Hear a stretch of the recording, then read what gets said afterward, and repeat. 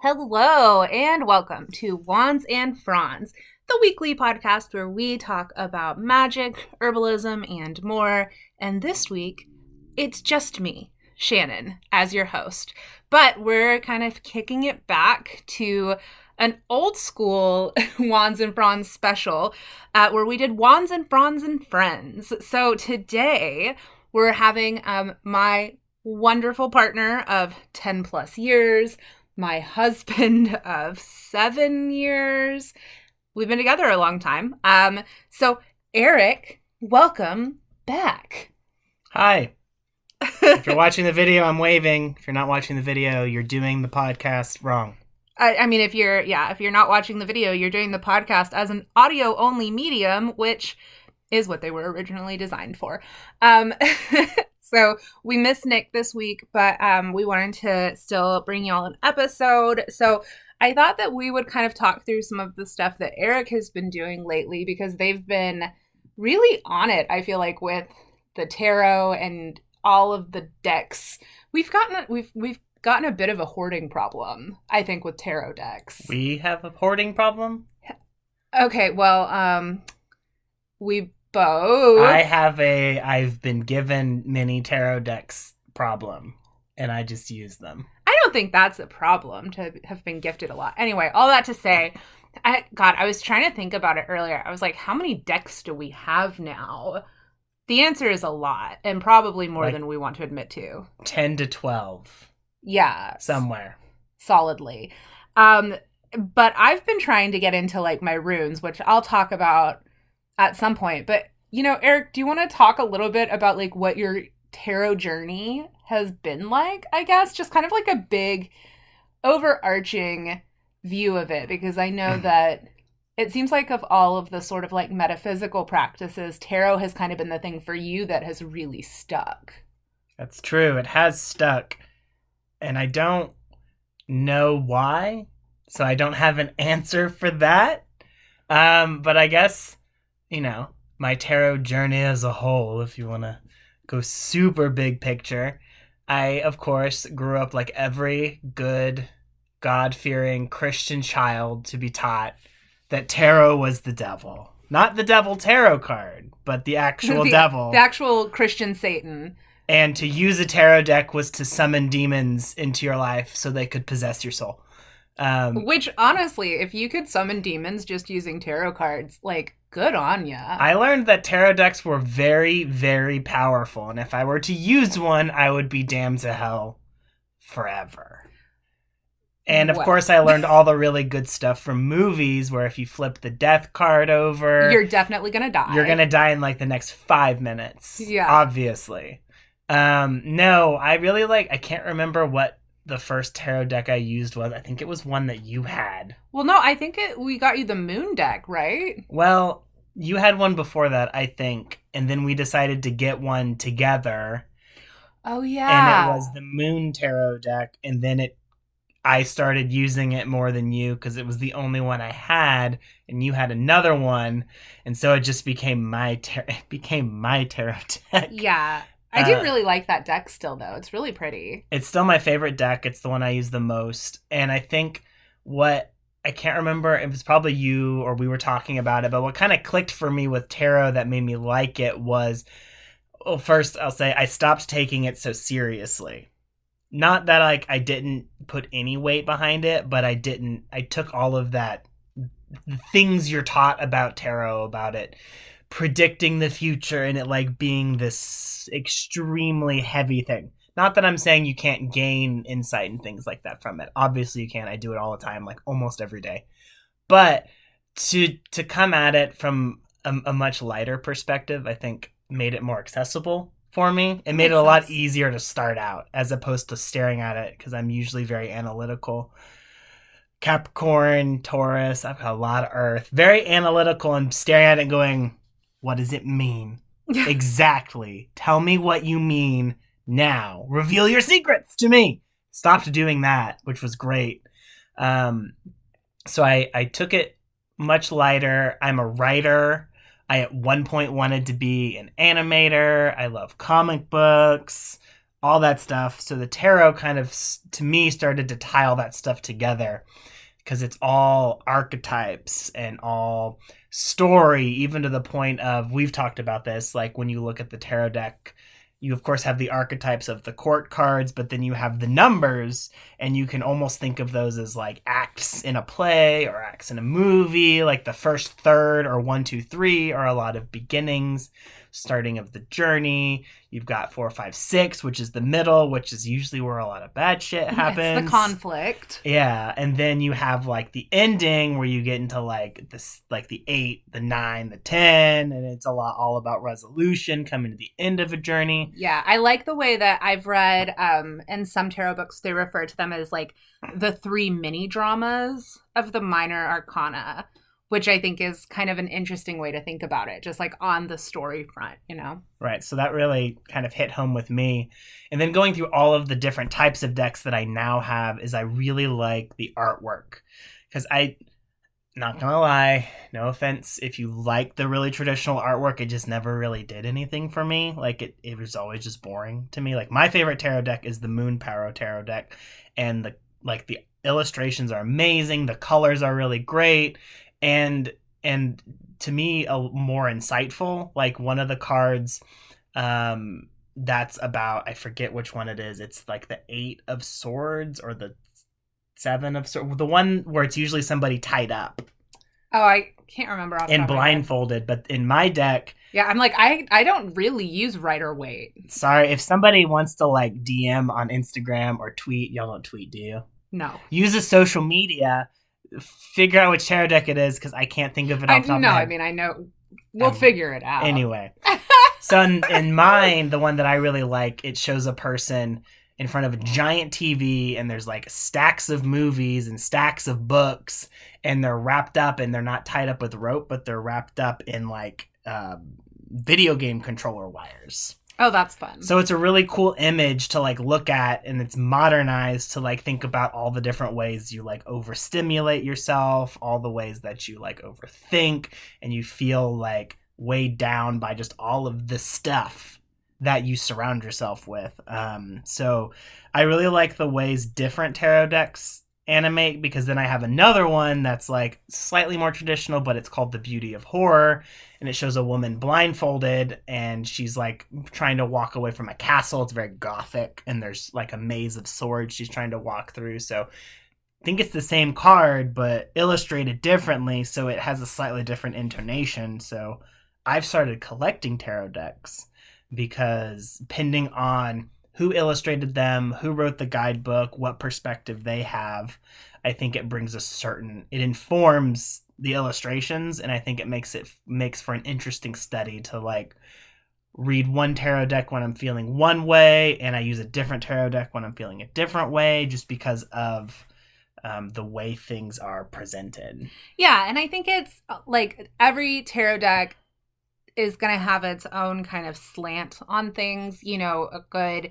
example I feel like is this year, because I'm wanting to do some more like shadow work. I've been really focused on using my Macabre tarot deck, which is all about like shadow work. So it's like all of the definitions for the different cards are like geared in that direction. And so I think that the more you get into tarot, it's like, yeah, you find that for certain situations, certain decks are like what you're going to want to gravitate towards. And I think that also helps kind of take off some of the like pressure to have to memorize what every single card means, because, you know, I think for some people that kind of overwhelm can keep them from getting into tarot, which I understand. It's like when I first started reading tarot, I was listening to this podcast that had like an episode for every single card. And in some ways it was helpful, but in other ways it was also like, oh my fucking God, I'm never going to be able to do this, because I'm never going to be able to do an hour-long podcast about like the fucking Queen of Cups. So why bother? Yeah, that's what I meant, especially at the beginning, like by not taking it so seriously, because it's very like you could, I think, get wrapped up in what does this card mean? How does it apply to my life? It's as opposed to taking it and looking at the card and going, well, how does this feel right now? Yeah. How do I feel about reading this right now, and letting it fold into your life, as opposed to saying, well, I can't analytically describe what that card means for an hour, but I can flip it over on a Saturday morning and go, "Oh, I feel a way about it. I feel something." Yeah, I think it's that intuition piece of it that it really is. It's like tarot is a tool. It's not like an answer book. And so I think that's something that's so important. And it's something that you really just develop with practice, which, I isn't a sexy thing to talk about, but I know you can get out of practice because I am like hella out of practice with my tarot right now. And that's something, I'm like, I love having the podcast because every other week, at least I'm drawing tarot for y'all normally. But it is something that like I feel when I get out of the swing of it and then I pick it back up. And, of course, everyone knows like your tarot deck is going to read you for fucking filth. None more than the Macabre Tarot deck, which it's like good for shadow work, but also for making you just feel bad. So sometimes you need that though. Yeah, that's what I have the one that I've been using the longest. It's the one that I'll flip a card or like 3 cards, and then I'll text Shannon and go, "My tarot deck's being creepy again." Because something that I got really bad about, I got lazy with my tarot reading. I would just flip a card and I'd flip a card and I would look at it and go, "Okay, let me think about it," or meditate on it, which is fine. It was good. It was effective to be able to like just take some time to meditate on something outside of my brain, which I would recommend to everybody just because I feel like a lot of people are very anxious all the time. So if you're like that, it's a good external thing. I've been trying recently to get better about at being intentional before I flip a card and being specific about like a question or an intention about what I'm trying to get from it, which it can be a little scarier because if you're thinking about the tarot, you're like, "Oh, I place so much importance on this tarot that I'm doing." And if I ask a specific question and it's super off base and it doesn't answer the question, I did it wrong. I'm wrong. I'm bad at tarot. Again, don't take it too seriously. But I've been getting better about trying to ask specific questions or intentions. Like, I'm feeling stressed. It's like, okay, I feel stressed. And asking a question of like, what is something to focus on today to help me not be so anxious? Like being intentional about that. Or I'm feeling really anxious.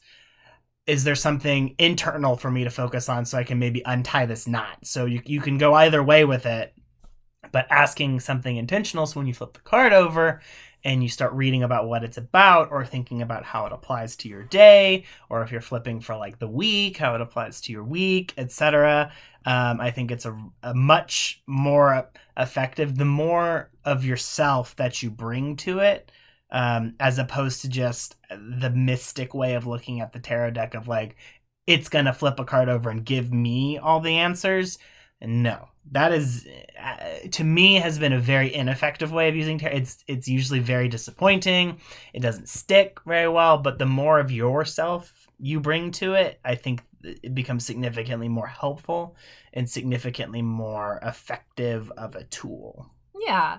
I think that's like a very good point. And so obviously you do draw tarot a lot for yourself. Do you want to talk about maybe like some of the stuff, like some of the themes that you keep seeing coming up and like what those cards are? Because I think that's something in my experience, sometimes it's like the tarot decks will get on this fucking trend and will keep spitting the same shit at you. And it's like, I get it. And the tarot deck's like, clearly not. We're still talking about it. So you want to talk a little bit about your experience with some of that? Right. No, it's weird because there are some tarot cards I legitimately maybe never have seen when I flip, even across like 5 decks. And it's really creepy. I have used like 3 or 4 different decks within a week and have gotten like the same card like 2 or 3 times, which is super weird.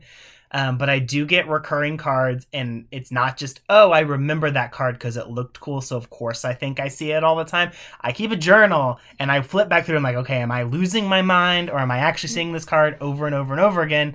And it's true. There are cards that continually reappear, which is cool and also weird and a little creepy and a little like, stop screaming at me. So what's a card that's maybe been coming up for you a lot? I get cups a lot, actually. Just the suit of cups in general. I mean, that makes sense because you're a writer and you do have Right. that very like nurturing, like sacred, quote unquote, feminine Right. type vibe. Do have that Very vibe. lunar. Right, which that's why I like the Moon Tarot deck. It speaks to me, so there's a lot of lunar happening in my brain. So I get cups a lot. Actually, like the Four of Cups. Like I think from the Moon Tarot deck, the image from the Four of Cups is probably burned into my brain forever because I draw it so much. It's weird. For major Arcana cards or like higher up cards, I draw Temperance a lot, That's really both interesting. upright and reversed. I draw Temperance a lot. Not that I'm like a crazy out there person or anything, Yeah, but so why don't you like let's so for you when you keep seeing the 4 of cups, we'll start there. What are you getting out of that card coming up for you a lot? so the Four of Cups, well, just the cups in general are a lot about water element being a lot more fluid.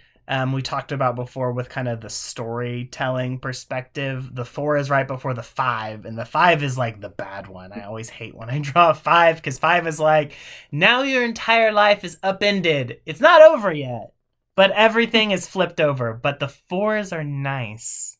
They're right before the five, so you feel really good about everything. So you can take it several different ways. You can either be like, oh shit, things are happy right now, but it's about to go down, and that's bad. Or you can see it as this chapter of my life is over and I'm about to start a new one. How do I feel about that? Am I excited to start something new? Am I terrified of starting something new? So there's a lot of scariness, but a lot of hope that goes along with it. And that's been something I've had to learn because as a queer person, and a lot of queer people, if you're out there listening, know a lot of times you like have to destroy your shit in order to like do anything, because there's a lot of like unlearning, letting some people drop out of your life, etc. A lot of stuff. This isn't a queer podcast, so we're going to focus on tarot, not focus on my life journey. But it's like the four, to me, has kind of started to take that on. It's gone from being scary to being more hopeful of like, cool, that's done.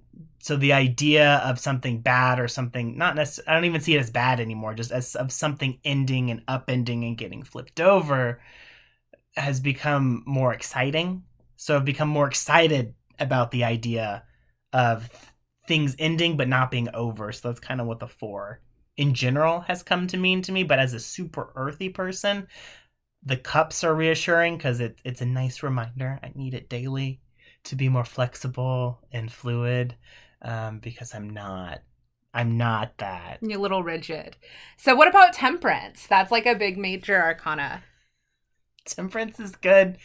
Just, it's a nice daily reminder because I'm also a very anxious person, and I really like the illustration for temperance. And I know it scales a lot of the time, but I like the one in my Moon Tarot deck because it's like two like busts of like people, but like the tops of their heads are cut off, not like in a gory way, like in a very like like a very abstract painting way. And it's like got this almost like spirity looking watery repeating imagery of vapor, of water and vapor being comforting to me, like flowing out of one of them and like into the other, and you can't tell if it's like flowing from one into the other or like flowing into both of them, but it's like a balance. And I really like that image, of just this idea of like this calming balance that I get from temperance. And whenever I draw the reverse temperance, to me it means, hey, check your shit, because it's not balanced. But if you draw, for me, like the upright temperance, it's just like a nice little reminder of like, hey, keep going, be calm, maybe don't freak out so hard. Maybe not. Well, I know you did kind of like mention your journey as a queer person, and you've been reading that book that we got, Queering the Tarot. Right. Do you know who that's by? It's right there. Like, I want to make sure if we're gonna like be talking about a book, we credit the person that it's by. I was gonna bring it up. You beat me to it. Yeah, it's called Queering the Tarot, and it's by Cassandra Snow. Yeah, so shout out to Cassandra Snow. If you're watching the video, this is the book. Okay. Can't recommend the book enough. I am a person, as I mentioned, like I have an Aquarius moon, so if that informs anything, I really, really usually don't like reading books that tell me what to think about something. Like, I don't do well with books that tell me what to think about something. I prefer fiction, especially a book that tells me how to read a freaking tarot deck, because as you may have noticed, I read tarot a lot, and I was like, why the fuck do I need a book to tell me how to read a fucking tarot deck? But what I like about this is the author basically goes through all the cards or groups of cards if she feels they go together, and really kind of goes through what it means to maybe adjust the lens through which you read the tarot deck. And speaking of lenses, I also draw the Five of Pentacles a lot. The nightmare card. And going back, but I don't see it as a nightmare card because of the way the Moon Tarot deck it like illustrates it. It shows a person like almost holding like a hula hoop or like a lens looking thing and like staring out through the center of it. So to me, the Five of Pentacles to me is very like lens focused. Like, what are you looking at? How are you looking at it? What is the lens through which you're staring at? So I draw that card a lot. And so this book is all about maybe adjusting the lens through which you look through stuff. So it of course goes through, it's like, if you're a queer person, obviously there's a lot of binary gender stuff that got built into it. Here's how to read the court cards without like maybe having a complete dysphoric disaster on your hands because you identify as very feminine and you draw like the Emperor card or you draw the King of Swords and you're like, shit, this is the most masculine shit ever. So it's like, how do you work through that, draw that? I really hate the Emperor card, by the way. I struggle with it frequently. But it really kind of puts things into perspective of like how to look at it or like how to process things. So if you're drawing those cards, like I mentioned, like the Five of whatever, I'm just going to say the fives. It's like how to look at that as a queer person on your journey. If you draw like a Queen card, what does that mean for you being a nurture? Either do you need someone in your life that is nurturing, or are you that to the community? There's a lot of discussion of community and being a part of the community. And I think there's a lot of really interesting and helpful perspectives. So coming from someone who normally doesn't like books like this, I would recommend this book, and in a very reading rainbow way. Don't take my word for it. Find out for yourself. Oh, I mean, that's some great advice there, LeVar Burton. So, you know, Nick and I usually ask each other like what like when we felt the magic this week. So this week for you, Eric, when did you feel the magic? Like, when were you feeling magical? Oh, well, I guess we'll go with today because I just mentioned all the shit I was reading in my tarot deck. About, you know, maybe because a lot of the Queering the Tarot stuff that I've been drawing has been speaking a lot to like being a part of a community. How are you going to be a part of the community as opposed to just taking? How are you going to actually contribute back? And today I was sitting in a diversity meeting at work, which if anyone's ever sat in a diversity meeting at work, not that I think diversity's bad, but if you've ever been in a giant corporate diversity meeting, the DEI stuff that's like the corporate checklist. It's very let's pat ourselves on the back for how diverse we are as this company. And you look around and there's a bunch of white people going, yes, we're so diverse. If you're watching the video, I'm silent clapping. Yes, we're so diverse. All of us white people. I'm like, yeah, okay, whatever. So I was sitting in a meeting and I feel like the director of where I work is actually very good. She was saying a lot of really great things. And I just was like, you know what? I deal with a lot of shit at work. I sent something to her in a way that was like, I want to help. Here's why. And slightly unhinged email talking about my work situation, but a lot of I want to help. Here's why I want to help. Here's what I think would be a good idea. So yeah, I felt a little magical sending that email, being like, yes, I'm citing several problems, but I want to be a part of the solution. So yes, I felt a little magical sending that email. I love that. Yeah, for me, I think I've been starting more seeds again. Like, I am so excited to try and grow indigo. I've talked about it a little bit before, but I finally started my indigo seeds indoors, which I am pumped about. I also have been doing some like cleanup in the garden. Is that the one in the egg crate? No, in the egg crate is passion flower and ground cherries. So, there's a lot of stuff in our house. Yeah, a lot of seeds. So I started coreopsis seeds, indigo, passion flower, and ground cherries. I started those inside.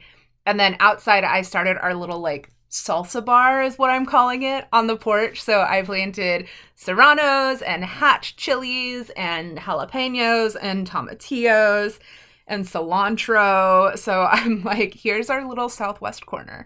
And I planted one of our like big box planters full of different kinds of medicinal flowers. So I planted St. John's wort, borage, calendula, and chamomile. And the calendula and borage, of course, are already sprouting because borage goes hard.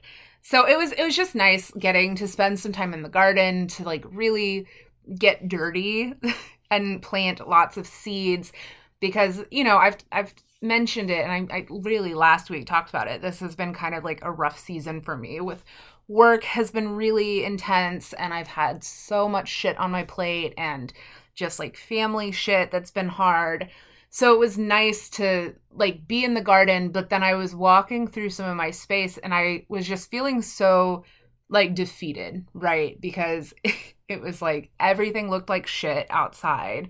Anyone who gardens knows it's like, of course, Shannon, it's fucking February, but I live in Los Angeles and I don't believe I should ever have a bad looking garden. So LA. We're so LA. But then when I was like working in the garden this weekend, I saw so many of my like daffodil bulbs have sprouted. So it's like they're not flowering yet, but the growth is happening. And I feel like that was a very magical moment for me because it was like, oh, it's okay. It's not pretty yet, but it's in progress. And I feel like that's kind of my mood right now. I'm allowing myself to not be complete, but to be in process and be okay with that, which is not always easy. But that was like definitely my magical moment this week, for sure. I have another magical moment. Yeah, go for it. This magical moment happens every night. And I don't know how I did this or how it started, but I somehow have managed to convince our black cat, Hexus, to give me a show every single night. Oh. We have called it his floor show. He literally, I will walk outside like before bed onto our little hallway outside our bedroom, and he will walk up to me. He will be anywhere in the house, and he will literally run up the stairs to me and literally look me in the eyes. He'll look up and look me in the eyes, and then he'll just drop onto the ground and start this weird twisting on his back, almost like a dance of this little like floor dance he has created just for me. And literally, he won't do that for Shannon. He will only do it for me. The only times he's done it for Shannon, I have also been present where I could see him. So I've somehow magically convinced our cat to entertain me before bed every single night. Yeah, the cat entertains you before bed. Meanwhile, he literally jumped onto a plate of pizza yesterday that I was holding and knocked it out of my hands because he has no respect for me. We know who he respects. He gives me a show and he jumps on Shannon. He jumps on me. He also does this really cute thing though where I'll be in the bathroom and he'll like put his little paws up on me to get me to pick him up because he is baby. That's not cute. Not it's in the bathroom. So cute. It's not cute in the bathroom. He just wants to be held because he is a baby. Right. Okay, well, and we're not going to keep it super long this week because it is a Wands and Fronds and Friends. But is there anything else that you'd want to add? Any takeaways about tarot or about magic? Because I feel like you and I have very like different kind of practices, I guess, spiritually. But I love the idea of like our listeners getting to have your perspective, because it's so different than like how Nick and I operate. My perspective is so important. Your very unique, special perspective. My Aquarius moon appreciates that. Okay, you alien baby. I will say, if you're gonna do tarot, don't take it too seriously. I don't wholly ascribe to the idea that you can't buy your own tarot deck.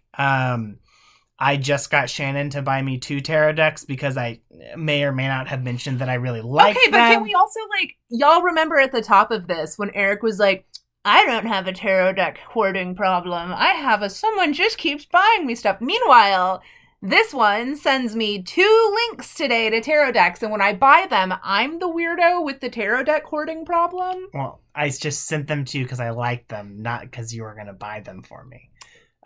Clarification. Okay. But I will say, if you see a tarot deck that you like, honestly, trust your gut. That's something my tarot deck has been getting me to try to do a lot more, is like, get out of your head. Trust your, like, if your brain or your body or your gut, like, sees something, you're like, oh, that looks super cool. Like, just buy it. Like, buy the, I mean, like, don't, like, go crazy and, like, have a spending problem. But, like, if you see a tarot deck and you're like, oh, I think I'm interested in tarot, so what's the right tarot deck to buy? There's literally so many. We have a fucking Hocus Pocus tarot deck. Someone bought us a Nightmare Before Christmas tarot deck, and they're okay. But we have a Lord of the Rings tarot deck, and it's literally probably one of the most intricately painted and most well thought out little booklet I've ever seen in my life. And I fucking Lord of the Rings. But I bought that one, to be fair. Yeah, see? Who's buying all the tarot decks? Okay, well, that one's beautiful. So it's Lord of the Rings, but it's probably one of the most thoughtful and intricate decks that we own now. I know, it's really pretty. So, like, trust your gut. And I love Lord of the Rings, and I like to use it whenever, ironically, what it's good at, I feel lost and I need a little literally when I'm feeling like I need a next step on the journey, I'm like, let's pull out the Lord of the Rings when tarot you need deck. to find the thing that makes it worth the journeying. That's Into the Woods. And I know, but we just mentioned Into the Woods. But anyway, so all that to say, if you see something you like, if you like Lord of the Rings, go buy the Lord of the Rings tarot deck. Maybe it'll speak to you. Like, all the archetypes, it'll just work and you'll enjoy it. And you'll do it more because you like it. Yeah. All right, y'all. Well, thank you for listening. Eric, thank you for coming on. It was so nice to, like, talk about your tarot journey. I guess, what do we say to all of the Wands and Fronds and Friends bitches out there? Do you add anything for the friends? No. There's nothing special? No. All right. Can I say it? You can say it. You get to say it, though. Yes. Blessed be bitches. Blessed be bitches. Goodbye.